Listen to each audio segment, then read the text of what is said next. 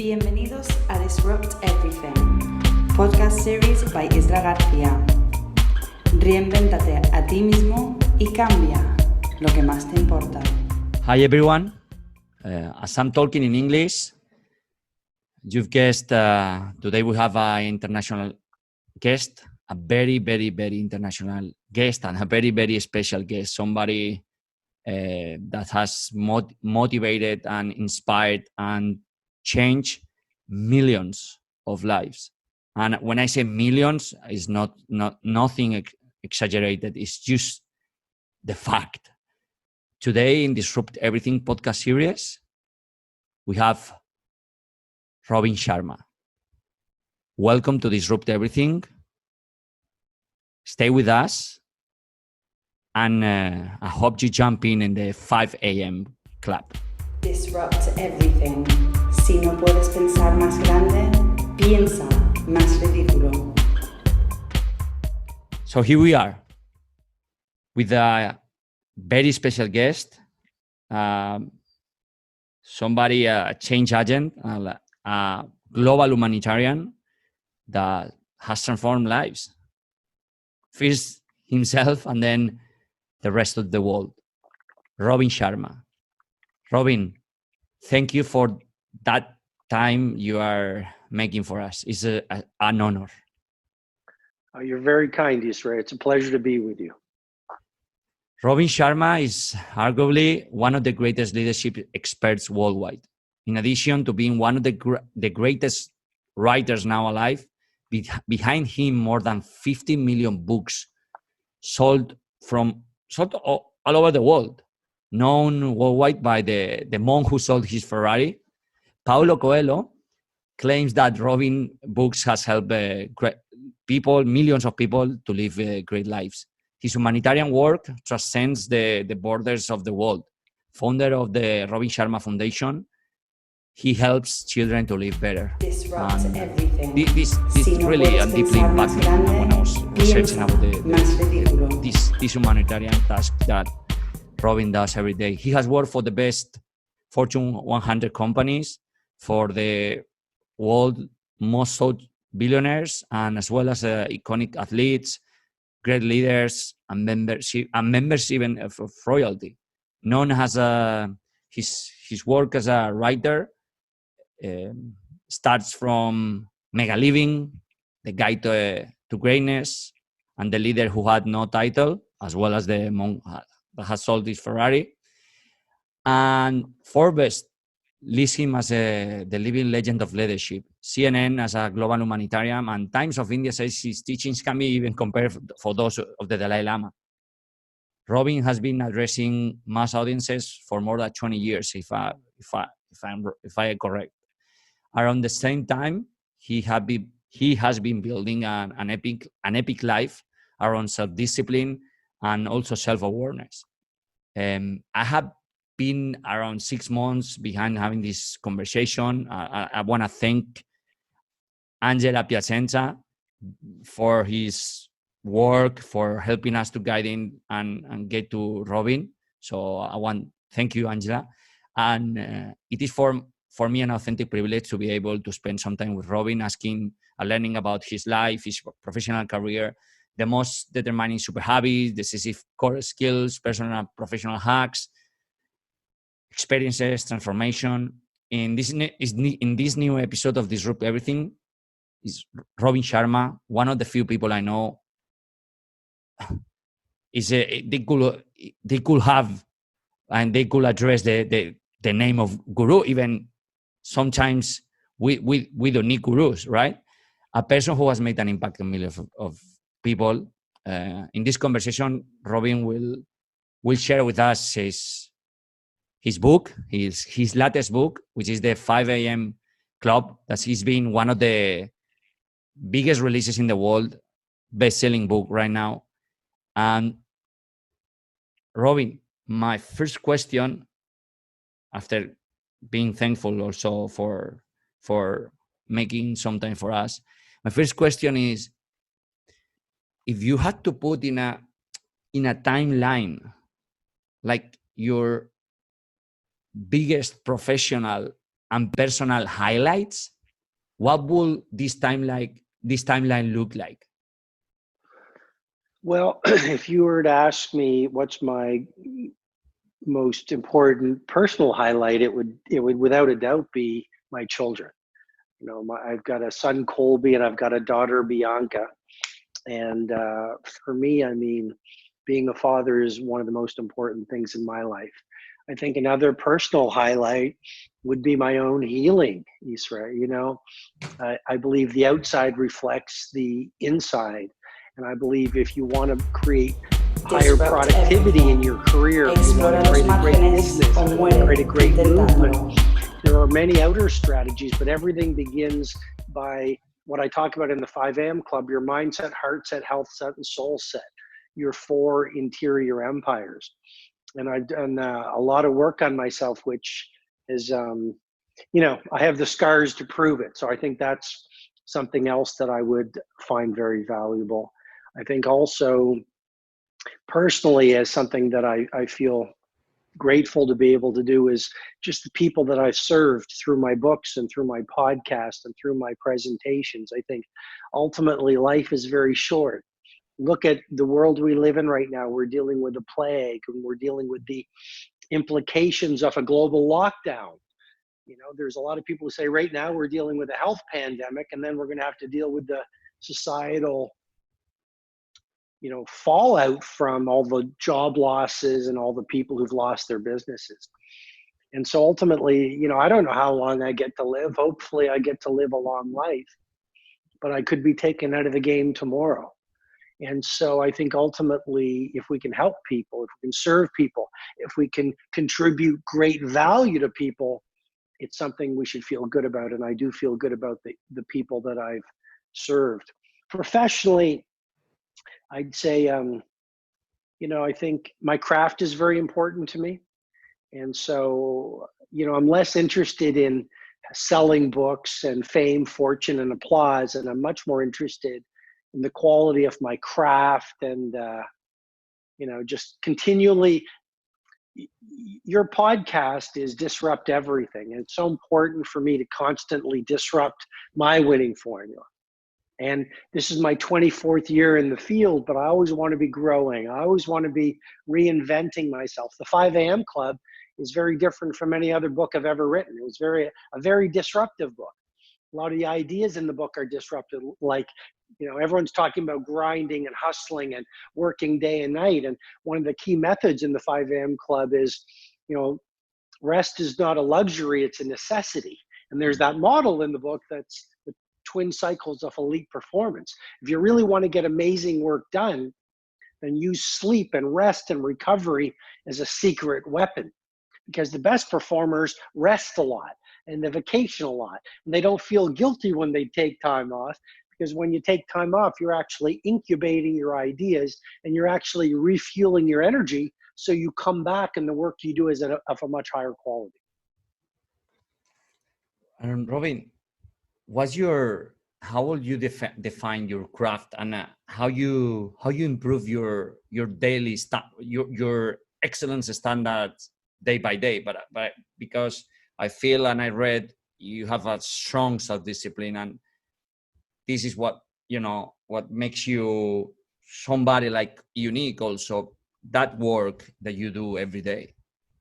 Well, I want to be very honest with you. I think it's very easy for it to sound like I'm, you know, disciplined every day and like a machine, and that's not me. In the 5 a.m. Club, there's the twin cycles of elite performance: HEC, the high excellence cycle, and the DRC, the deep recovery cycle. And that's how I live my life. And it might be counterintuitive to the way most people live their lives, but what I'm trying to say, Isra, is when I am in the high excellence cycle, like right now I'm writing a new book. So I was up at 4:30 today.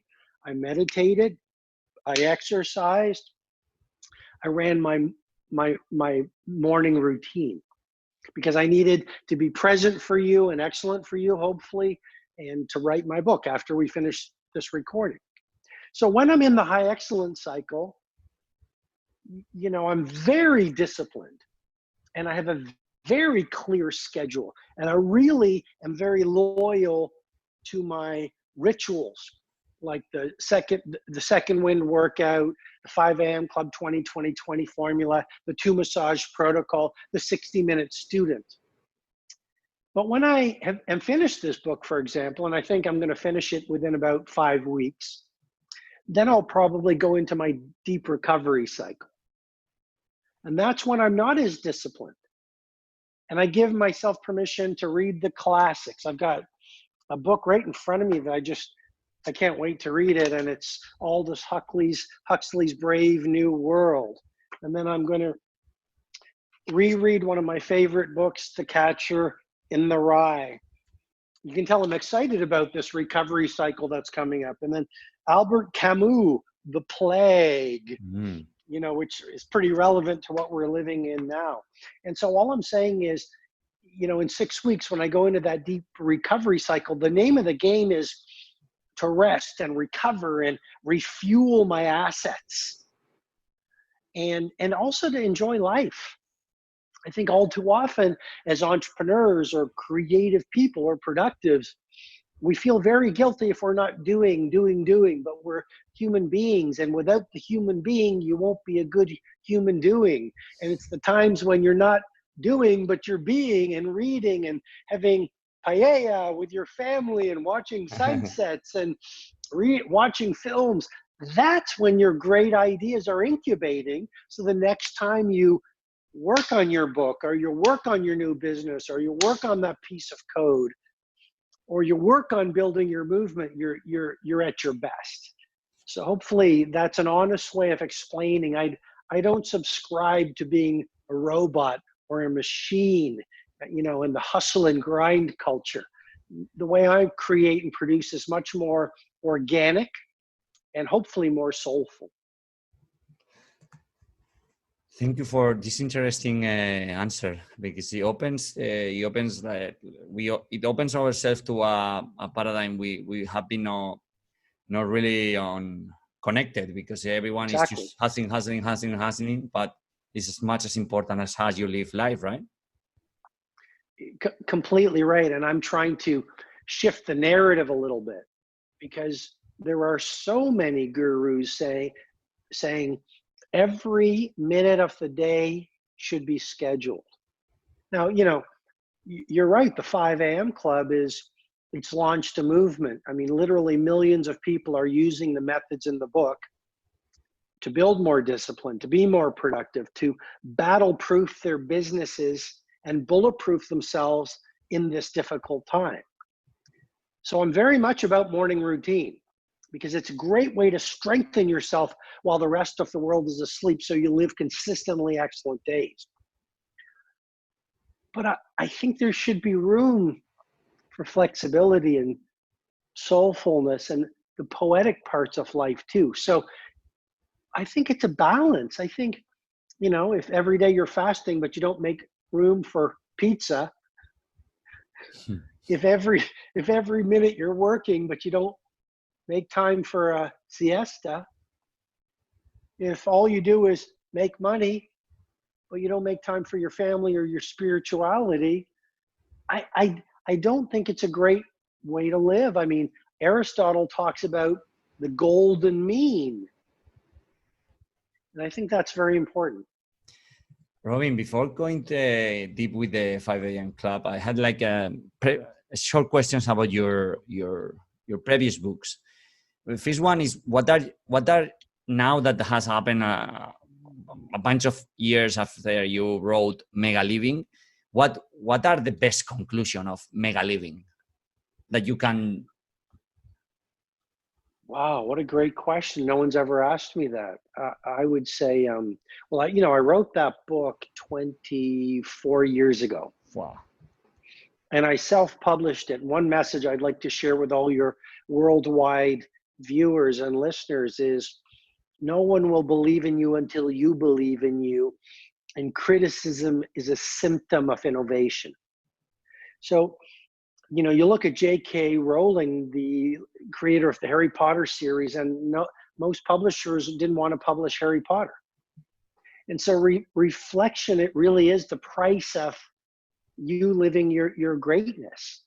And when I did the Megaliving book, you're right. A lot of people think my first book was The Monk Who Sold His Ferrari, but it was Megaliving. And I had a passport picture on the cover, a passport picture. And it was a terrible cover, the first cover. It was just terrible, but I disrupted everything. And I consistently improved the cover. And, you know, I think it's by far not my best book, but the conclusions would be the same kind of conclusions I'm offering now, which is all success starts with you working on your interior, because your income and your impact always is a reflection of your self-identity. So you can do all the strategies, all the time management ideas. You can read all the books on business strategy, on innovation, on team building, on elite performance. But if you're full of self-hatred, if you haven't forgiven people, if you have the beliefs of average and scarcity, if you have the heart sets, one of the terms I talk about in the 5 a.m. club, everyone's talking about mindset. What about heart set? What about health set? What about soul set? The 4 interior empires in the book that precede all exterior empires. But in Megaliving, that's where I started with personal mastery is the gateway drug into business and life mastery. So maybe gateway drug isn't the best term, but it's the door. It's the doorway. Thank you for the answer. And what is the best learning for you from the book The Monk Who Sold His Ferrari? Because people got the learning from outside, but you wrote it from inside. So I think it changes perspective. What a great question. As the author of that book, if I understand you correctly, Isra, you're asking me what was my learning? Yes. It's a great question. I'd say number one, don't listen to the critics. Trust your instinct. Because early readers of The Monk Who Sold His Ferrari told me not to publish the book. They said, the title's a silly title, the book is poorly written, the ideas won't resonate with people. But I had my faith in the book was larger than my fears. My instinct was screaming more loudly than my intellect. Forget your intellect. It's important, but don't let it overpower your instinct. Your instinct, the heart is wiser than the head. Your instinct knows what's right. It's your intellect is simply the thoughts and lessons society have taught you in terms of what's possible. That's what intellect is. It's intelligence. It's what's been done in the past. But all progress doesn't come from what's been done in the past. You talk about disrupt everything. All progress, the internet, the COVID vaccine that's coming, Tesla, airplanes, El Bulli restaurants in Spain, and Ferran Adrià. These people were visionaries. They didn't do what was done. Ferran Adrià, molecular gastronomy. And then when El Bulli was at the pinnacle of its success, he closed it. It's good lesson. He disrupted everything. He didn't do it for the commercial reason. He trusted his instinct, closed down the most successful restaurant in the world at the peak of its height. That is a leader. That is a visionary. That is a disruptor. That is a game changer. He didn't do it for the money. He did it for the sport of innovation and expressing his genius. So, what I learned from writing The Monk Who Sold His Ferrari, the critics don't know what they're talking about. Don't let the opinions of others destroy your dreams and your life. I learned an obsessive attention to detail is incredibly important in a world suffering from too much mediocrity. You know, I went through the book, I don't know, 30, 40 times. 5 a.m. Club, I spent 4 years on the 5 a.m. Club. 4 years of my life. I How, wrote it, I rewrote it, I changed the cover. Everything was changed because I was relentless in my obsession with trying to release the best book I was capable of releasing. Not for money, not for sales. I did it because I love my readers, and my dad's last name is on the cover of the book. And you're only as good as your last book. You're only as good as your last business. You know, I don't want to be disrupted out of the game. So I learned a lot of things from the monk who sold his Ferrari. You know, I learned if you write from a place of service and love, the universe replies with the most amazing rewards. and Robin, can you share the most successful tip or the most important tip from your book, The Greatness Guide? Oh, one of the chapters, I wrote that book a long time ago, but The Greatness Guide, one chapter is no ask, no get. No ask, no get. Now, Isra, it sounds very simple, but how often do we go into a restaurant and, well, maybe not in COVID world, but life is opening up. But before the pandemic, we'd go into a restaurant and the greeter would ask us to sit at a table. But if you're like me, your ecosystem, your environment affects your energy. Great artists are very careful with their environment. Great entrepreneurs that I've mentored, very careful with their workspaces. So I want a table by the sea or by the ocean or with a nice view so I can have a great evening with my loved ones. But we don't ask. There is incredible power in asking. But most people are so afraid of rejection and embarrassment. We don't ask. So in the Greatness Guide, there's a chapter, no ask, no get. And there was, I believe it was in the Greatness Guide, there was an opportunity where, you know, Harvey Keitel, Reservoir Dogs, Mr. Black, you know, great actor. Anyway, he was in the Four Seasons Hotel when I was having a cup of tea. And because I was afraid of rejection, I didn't go up to Harvey Keitel and tell him I admired Reservoir Dogs. And I lost that opportunity. And if you live a life frightened to ask the client for the big order, ask the publisher for the book deal, ask that attractive person out for a date, you'll get to the last hour of your last day and you will be heartbroken from a life of not asking. Now, I want to finish that story if I could. I was in Rome 2 years ago, maybe it was 3 years ago, and I was at the Pantheon with my best friend, and guess who walked by me? Harvey Keitel.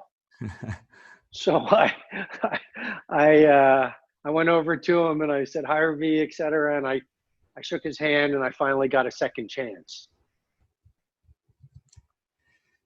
Robin,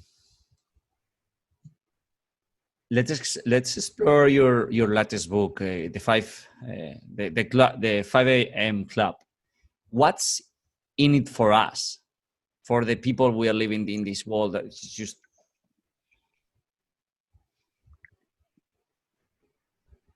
I would say two things. I would say what's in it for everyone. Massive hope. In a world where a lot of us are hurting, some of us are depressed, many of us have lost jobs, there's so much racial injustice, there's so much economic chaos. I really believe the worst is coming. I think the pandemic will end, but then we're going to deal with all of the financial issues in the global economy. I mean, my dad is 83. He said to me, I've never seen the world closing. We've closed the world. So what's going to happen in terms of that fallout? But, you know, the 5 a.m. Club is a book of hope.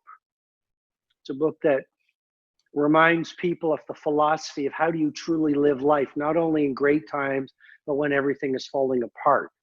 And I'm not just saying, you know, some platitudes on hope. It's a heavyweight book for hopefulists, for people who want to dream again, for people who want to believe in themselves again, for people who want to do amazing things with the rest of their lives, build great companies, build great careers, do amazing work, live great family lives, get healthy. So it's a book about hope, but it's also a book about methods, because philosophy without methodology is an empty victory. And so in the book, as you know, if you've read it, I don't have a copy here, but there are many frameworks, like the 10 rituals of daily genius, the 3-step success formula, the 7 noble virtues of human beings, the habit installation process based on the latest research about how the most successful people in the world install habits that stand the test of time. So it's a book about hope, but a lot of people say, well, you know, I don't want hope only. I don't want positive thinking only. So you have the method. I need, how do I get traction? And so it basically is a book where I take over 20 years of my work with billionaires and the NBA athletes and, you know, a lot of footballers follow my work, a lot of movie stars. And I've mentored a lot of these people, and I've taught them these frameworks, and a lot of them are in the book. So that way, you know exactly what to do today to start getting the results that you want to see. And you were saying that it took you 4 years to write it. And you said like it was like excellence process, right? And what happened in that time, in these 4 years, that you had any doubts? Like what were your biggest challenges? Oh, I had doubts every day. If you don't have any doubts, I don't think you're human. On this book I'm writing now, I mean, I'm full of doubt. You know, I sent it to my editor. What do you think? Is this okay? I mean, I don't want you to think I'm some kind of a guru. I still have doubts because I'm pushing the envelope. I wrote a chapter this morning about my one and only camping trip. You know what camping is, right? Yes. Yeah. When I was a child with my uncles. Yeah. So I went on one camping trip in the woods, and so I wrote about the camping trip, where, you know, we went out, we bought a tent, and we bought a lantern, we bought waterproof matches, we brought food, we left the city, we left the country, we went out into the wilderness, we walked, we found a place, the sun was starting to set, we quickly put up our tent, it looked like a crooked tent, we didn't know how to do it, we lit a campfire, we started cooking marshmallows, everything was perfect, we started telling stories, we started laughing with each other, and then we heard the sound, and maybe it was a coyote, maybe it was a wolf, probably it was a bear. And so what we did was we decided to run, and we took the tent and we took everything, and, you know, and we started to run back to the car through the woods. The sun was setting, and I just remembered I didn't have to run faster than the bear. I just had to run faster than my friends. Then I got to the car. We got in, we jumped in, we locked the doors, we drove away, and we spent the night in a motel. And so all I'm saying is, if you share that kind of thing, you know, you used a word before we started recording, and you said you want to be vulnerable. And, you know, I hope you don't mind me saying, but you said you wanted to be very real for all the people who watch you. And I want to be real too. And I've tried to do that in every book, but this book I'm writing now is the most real book I've ever written. I talk about my struggles, my doubts, my pain, my insecurities, my hopes, my dreams, my successes. And so what I would say is the 5 a.m. club, you know, what was it like for 4 years? I was exhausted at times, because when you show your maximum creativity, you will be exhausted. I call the concept cognitive exhaustion. It's not just marathons that make us tired. I've been writing this new book. I'm wondering why there's weeks where I'm so tired. And they always follow weeks when I've been productive. The brain is the largest organ in the body. You do cognitive labor. Don't be surprised if next week you can't get out of bed. So what do? You sleep, you rest, and then you come back to the work. The process was frustrating because I had a standard I wanted to hold myself to, and not everyone agrees with that standard. You know, here I wanted to change the world with the 5 a.m. club, and some of the people I was dealing with, like suppliers, wanted to finish work at 5 o'clock. You know what I mean? So you're at war. You want something, you want to release your magnum opus, your tour de force, and some of your suppliers, or the people you have to deal with, want to get out at 5 o'clock because they want to go to the gym or they want to have a beer. So it's frustrating. And it's exhilarating. Those moments, I wrote a lot of the book in Rome. You know, those moments are, some of it in Madrid. And those moments are exhilarating, where I remember being in Madrid and I'd gone to the, oh, forgive me, I'm not going to pronounce it correctly, but it's the Queen Reina. El Museo de Reina Doña Sofía. And I went in there and I walked into the room where Picasso's Guernica is. And then if you go out of the museum, there's an outpost of one of my favorite Spanish restaurants. It's right outside the museum. And I had a beautiful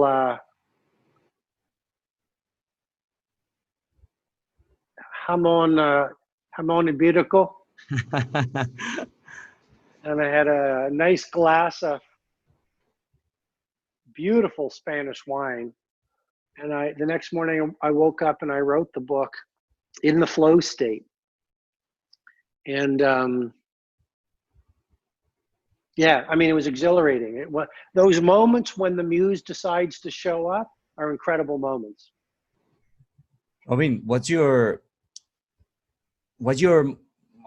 I guess, I don't know if your morning routine is the 5 a.m. club routine, but if it's the same, what can you dissect for us what a 5 a.m. club routine is like? And if it's different, how can you share both and show us the differences if there are any? So, of course. Yeah, for sure. So what I would say is the 5 a.m. club method is a life-changing method.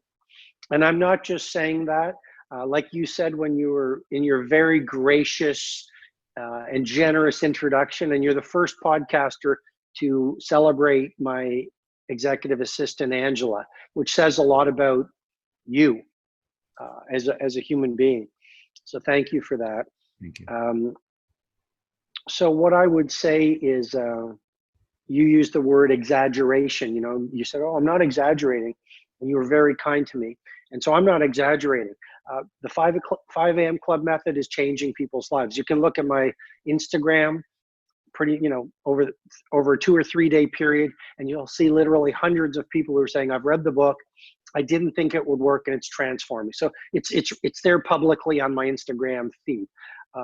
There's also a reason why a lot of the great business leaders, a lot of the great entrepreneurs, the founder of Starbucks, Howard Schultz, a lot of the great poets, Michelle Obama, a lot of the great saints, a lot of the great sages, They all were members of the 5 a.m. club. It's the quietest time of the day. It's the time of most serenity. It's the best. You've slept, so your brain has a mechanism to wash itself. You wake up with a fresh brain. It is the greatest time of the day from 5 to 6 in the morning, what I call in the book the victory hour. It is the finest time of the day to work on yourself. The rest of the world is asleep. Your phone is off, or you can avoid distractions and interruptions which destroy your business, destroy your productivity, destroy your peace of mind. And so what do? And by the way, anyone can join the 5 a.m. club. We are built as human beings to grow. The mechanism in the brain is called neuroplasticity. We all have it. Our brains can grow. Even if you're 90, you can read a book, get a new idea, wire in some new neural pathways. And if you do it for 66 days, according to the research of University College of London, you will install a new habit. So we all can do it. We just try something for a week and then we start making excuses. Stay with it for 66 days. And then what happens? After 66 days, roughly, 2 months, you're waking up at 5 a.m. and it's easy. Now you have a competitive advantage that changes the rest of your life. So what do you do from 5 to 6? I go into detail in the book for anyone who's interested, but I simply say high level, 5 to 5:20, the first pocket of the 20-20-20 formula. It was another question I was going, yeah, please. First 20 minutes, move. You absolutely want to move. Why? When you move, you sweat. So that means running, skipping on the spot. If you're in a little apartment, just do mountain climbers, jumping jacks, military jumps, go out on the streets, wherever you live, run, sweat. Why do you want to sweat? Because when you sweat, you release BDNF, brain-derived neurotrophic factor. BDNF, which John Ratey of Harvard University calls miracle grow for the brain, accelerates your brain's ability to process information. You think like a giant. BDNF promotes neurogenesis, which is actually the creation of new brain cells. BDNF increases the density of your neural wiring, which battle-proofs and optimizes your brain. Working out first thing in the morning, that's why the 20-20-20 method I share in the book, it's not some platitude. It's built on neurochemistry. It's built on science. It's built on neurobiology. It's built on biohacking. So also, if you exercise in that move pocket, 5 to 5:20, you'll release dopamine. Dopamine is the inspirational neurotransmitter. When you play with your phone on social media, that releases dopamine. When you receive a hug, it releases oxytocin and dopamine. When you exercise in the morning, you release serotonin, which makes you feel better. Pretty valuable right now in a world with so much stress. Exercise first thing in the morning, you increase your metabolic rate. You optimize your creativity. It's unbelievable what morning exercise does for your creativity, productivity, happiness, and peacefulness for the rest of the day. Now it's 5:20. You woke up grumpy. Why did I listen to those two bald guys on the Disrupt Everything podcast? Why did I try this? I don't like them. Now it's 5:20. I tried what they said. Oh, I feel fantastic. Still only 5:20. Imagine the confidence you feel. 5:20 to 5:40, second pocket of the 20-20-20 formula, reflect. How many people reflect anymore? We're busy being busy. We live our lives in reactive mode. You want to be strategic. So this is where you read, you write in a journal, you meditate, you pray, you contemplate. Powerful. Then you go out in the world, you're much more focused. Your actions are precise. Each step is getting you to where you want to go.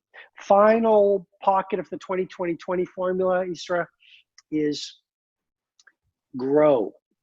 5:40 to 6 in the morning, grow. The billionaires I mentor, the most successful athletes, the elite producers that I coach, they all have one thing in common: extremely curious. You talk to the average person, you say, here's a book I read, changed my life. They go, oh, that's nice. Talk to the average person. Go listen to this podcast. You go, okay, they don't do it. They've had their curiosity beaten out of them by life. You never want to lose your holy, to use Einstein's words, your holy curiosity. So from 5:40 to 6 o'clock, you do something that will make you grow. You read a book, you listen to an audiobook, you watch a podcast, you take an online course. Now it's 6 in the morning. How do you think you're, even if you do that 4 times a week, 5 times a week, sleep in on the weekends, how do you think you're going to feel? What do you think it's going to do for your craft? What do you think it's going to do for your job? What's going to happen to your fitness? What do you think it's going to do for your happiness? What do you think it's going to do for you as a parent or with your girlfriend, boyfriend? Changes the game just because you've joined the 5 a.m. club.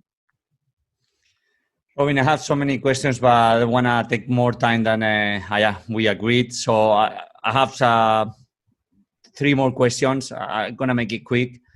I had so many questions because I was, so many, as you say, that my curiosity with the more I was reading and the more I was researching, get bigger. So I always prepare more than I finally cover, because it also honors me, honors you and what you're doing here.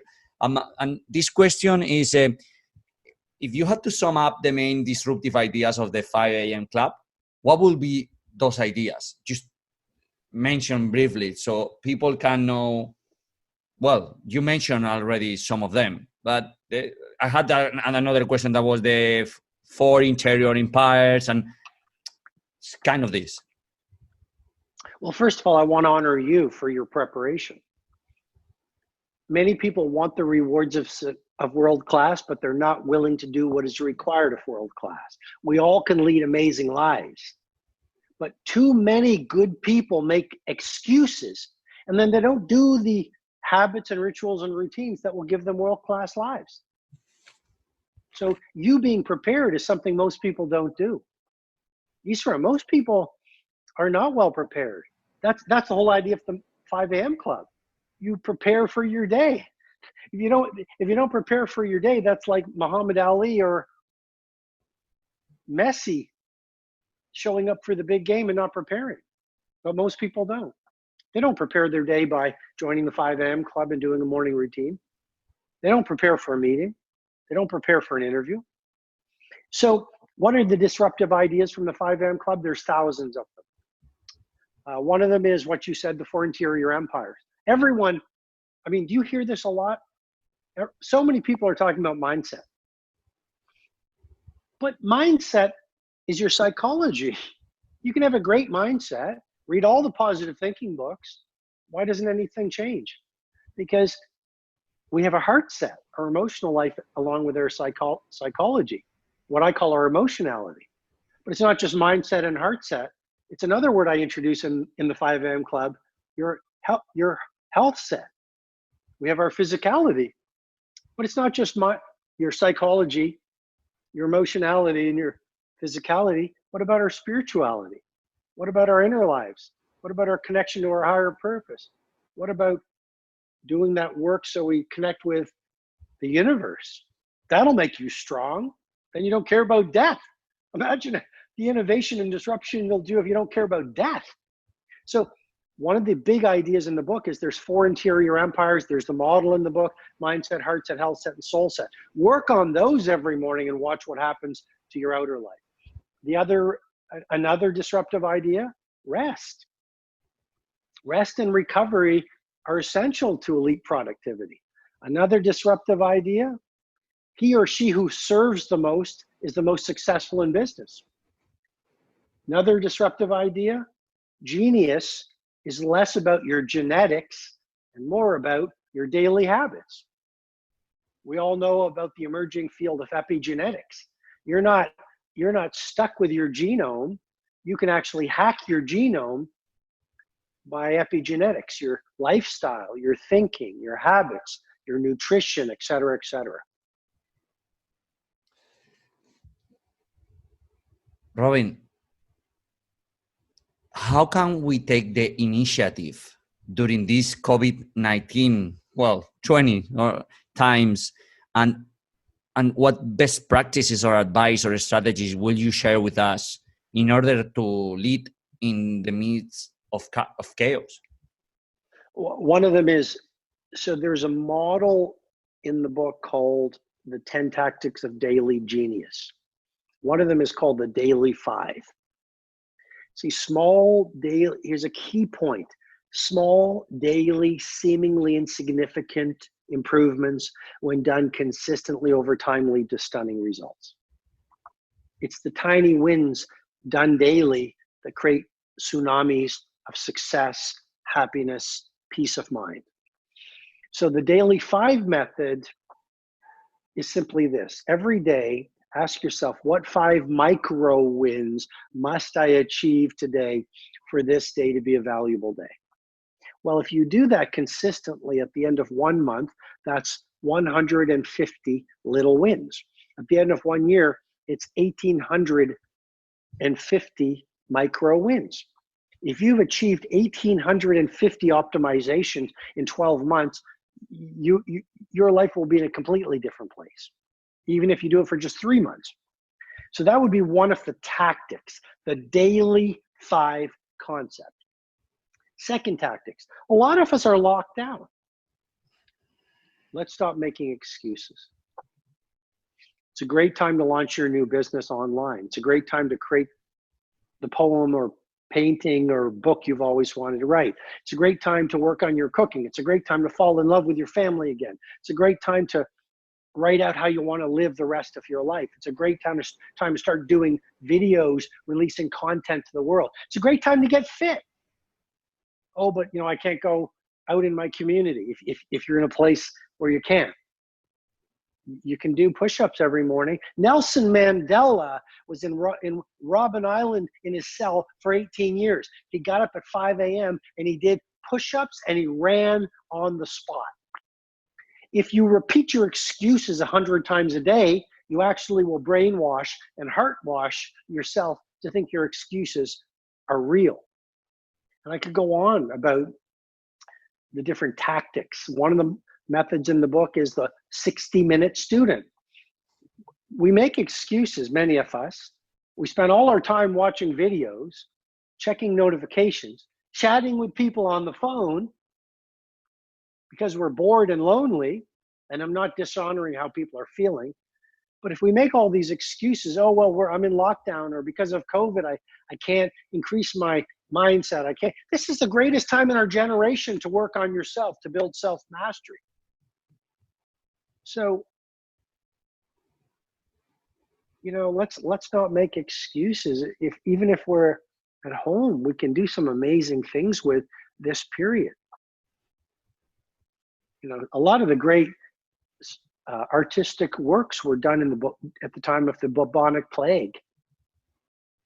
So one of the methods that I talk about is the 60-minute student. Put away your phone, put away your Zoom calls or whatever you're doing, and for 60 minutes, read, study, develop your domain knowledge, build your knowledge base, so that when this ends, and it will, you can go out and you are times 100 ahead of everyone around you. Robin, last question. What's your take on living a peaceful and good life? And what do we need to learn to prosper today? I'm reading from you. I have to say that I'm working in a scientific validation, which is called holistic high performance, based on the 4 human potential dimensions: physical, mental, spiritual, and emotional. And when I discovered this, I started to research and following what I think was the people all over the world that worked in the 4 dimensions. So I was doing I was doing to you a benchmarking, right? But for a long time. So one of the things that really fascinate me about your life and your craft and your work is that, to me, from outside, with a benchmark from the outside, not the inside, I think you balance the four of them because you say so: spiritual, heart, emotions. So you've been an inspiration for me, and I help. I guess it will be also for a lot of people. So how do you find that prosperity and peaceful and a good life? I think there were a few questions in there, and they were very good questions. Two things stand out from what you asked. Number one, I think you asked, how do you maintain peacefulness? I would say there are a few ways. Number one, remember life is short. Remember we could die tomorrow. Remember we all think the end of our lives are years away, so we postpone. We postpone being productive. We postpone being creative. We postpone spending time with our families. We postpone being loving to strangers on the street. We postpone everything. So how do you find peace of mind? You connect with your death. You keep mortality very close to the front of your consciousness. And I'm not saying I'm a guru, but one thing I do well is I'm very close to mortality. When my children go out the door, I really do consistently remember something could happen to me and I might not see them again. I'm writing this new book, or when I wrote the 5 a.m. Club, I was very close to the fact it could have been my last book. What would I want to share with the world? So don't hold back is a great way to be peaceful.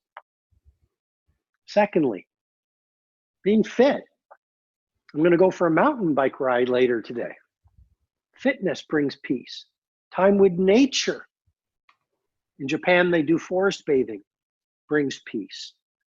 Serving people. Serving. Being a humble servant through your work brings incredible peace. Prayer. I prayed this morning.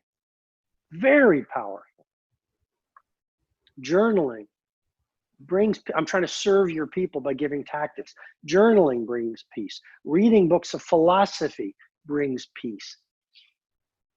Being in integrity as much as you can. I don't think anyone's perfect. But do you know how much unpeace and self-hatred comes from betraying your truth, your values? Okay, then you asked about prosperity. How do you build prosperity? You know how you build prosperity, I believe? You don't worry about prosperity. You worry about helpfulness. So in this new book I'm writing, I'm not writing the book to make money. I'm writing the book to help people. Before I start the book, I pray, universe, higher power, great spirit. What do you want me to say that will make the world a better place in this world we're living in? So I believe intentions are very creative. If you say you love people and you want to serve, but really you're just trying to take money from them or become famous, I don't think it ever works. So how do you become more prosperous? You don't worry about it. You say, how can I be so good at my craft that when people read the book or look at the code or use the app or come to my restaurant, they feel that it was an act of love.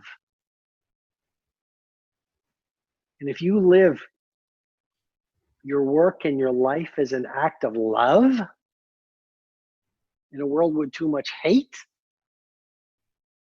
the world will fall in love with your magic. And the byproduct is prosperity, respect, influence, and impact. Robin, was super powerful. Thanks for sharing. I want to, if you had the now, like, well, in fact, you have it, no? Like million, millions of people as your audience. And what would be imagine that you can, well, imagine you do it, right? Your next book, and what will be not the title you are writing right now. I know I'm not gonna be so like, I don't take that risk. But the thing is, if you have to put a message in the cover of your book, a message that impacts millions of people, what message will be that message? There will be a few. I would say, stormy seas make strong sailors. We grow the most during crisis and hard times. So our ego says, oh, I'm suffering. Oh, the world is falling apart.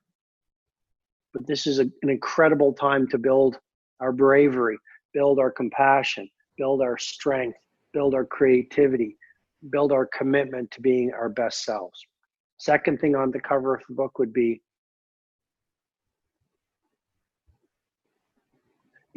great lives don't happen by accident. They happen by installing the right beliefs, the right philosophies, the right morning routine, the right nightly rituals, the right habits. Third thing I'd say on the book would be, why wait for more heroes to show up in the world when every one of us has the responsibility to become heroic in our own lives? And finally, I'd say, life is short. Be kinder and more helpful. Is there anything else you want to add? And where people can find you, you and your work? Sure. So Isra, they can find me at robinsharma.com, Robin Sharma, SHARMA.com.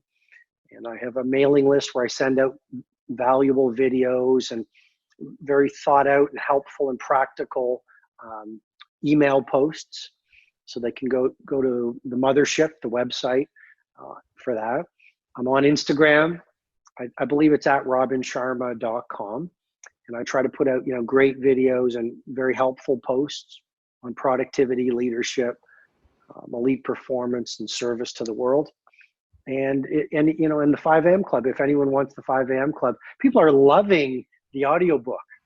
And I think the reader did a great job. So the audiobook is available at Audible or at Amazon.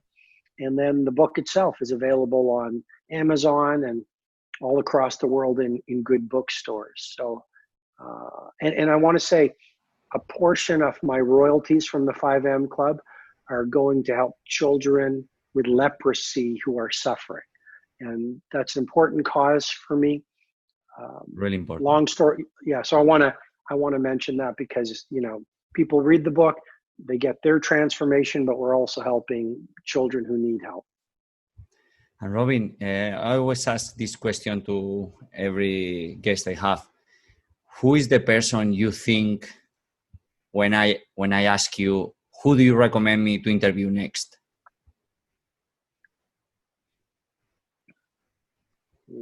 I would say Steve Wozniak, the co-founder of Apple. He spoke on my stage at an event I used to do called the Titan Summit, TITAN, the Titan Summit. I don't do it anymore, and I spent some time with him. And he's the co-founder of Apple with Steve Jobs, and he's one of the most humble, decent, funny, intelligent people I've ever met. And he's actually, I believe, very. I think if you reach out to his assistant, and just tell him that you interviewed me, and I thought I mentioned he was a gentleman and a legend. Perhaps, hopefully, you'll be able to get an interview with him. Thank you so much. You're welcome. And as there is a lot of people as me that really wants to learn from you more in courses. That was a question I was going to ask you after the interview. But if I want to learn from you in a real event, because I won't, and I was like my ask you say. So where can I go to work with you in an event like that you hold or you recommend us? Well, that's very gracious of you to ask. I'm slowing down on keynotes and even live events. I don't do the Titan Summit. I used to do Personal Mastery Academy.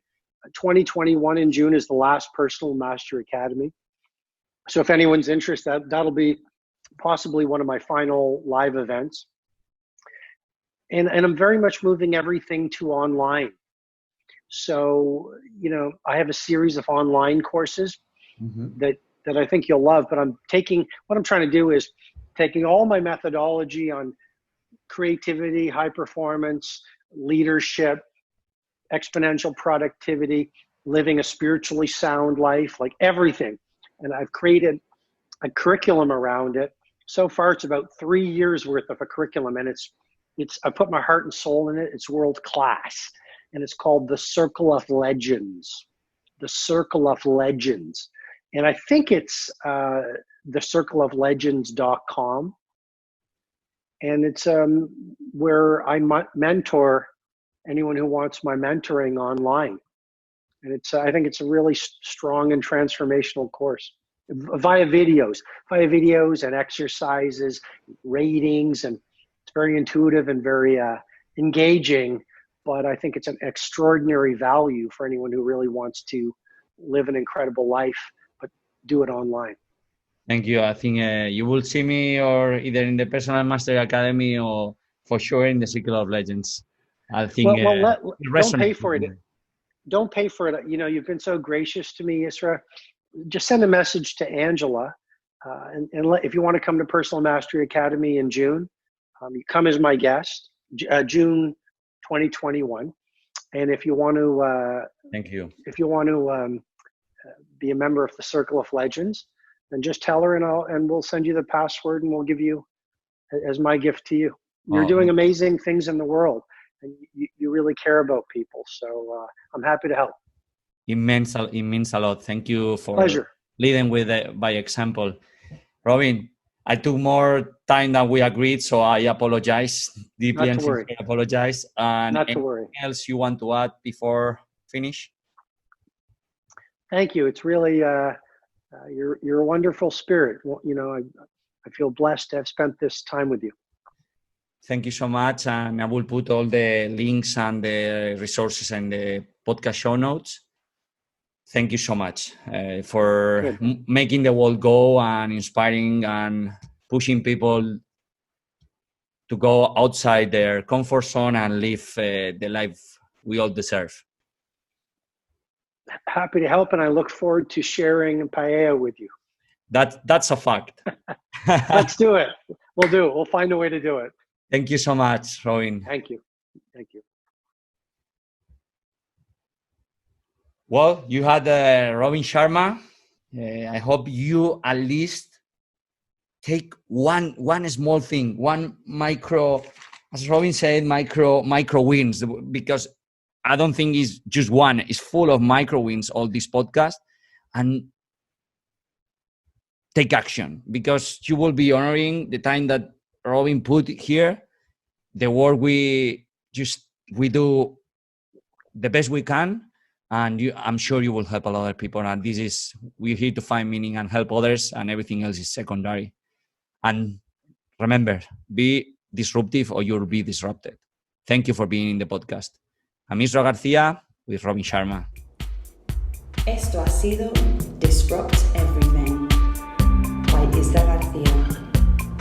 Encuentra el riesgo antes de que el riesgo te encuentre a ti.